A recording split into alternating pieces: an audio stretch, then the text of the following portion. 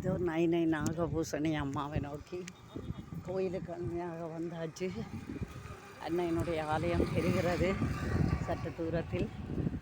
எல்லோரும் பஸ்ஸிலிருந்து போட்டில் பயணம் செய்து வந்து பஸ்ஸில் இறங்கி எல்லாம் வந்து கோயிலுக்கு அண்மையில் போய் கொண்டிருக்கிறோம். மிகவும் மனதை கவரும் காட்சி, அதிகாலை பொழுது.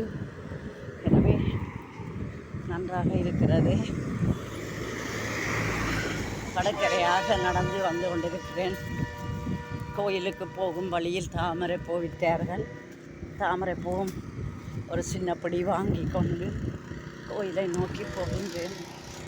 இந்த முதுமையை நோக்கி செல்லுகின்ற வயதிலும் கால்களில் கால் மூட்டுக்களில் வலி இருந்தாலும் ஏதோ அன்னையின் அருளால் கோயிலுக்கு வெளிக்கிடும் பொழுதே காலுக்கு ஒரு ஆறுதல் கிடைத்திருக்கிறது.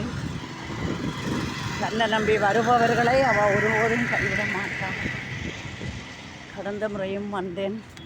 கரும்பாம்பு செம்பாம்பு வாங்கி கொடுத்து பால் வாங்கி நாகதம்பிரான்களுக்கு அபிஷேகம் செய்து கும்பிட்டேன்.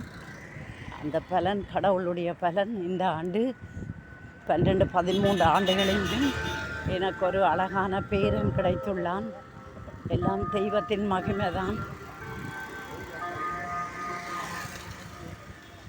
ஆலயம் மணி ஒலிக்கிறது. கோயிலுக்கு அண்மையில் வந்து கொண்டிருக்கின்றேன்.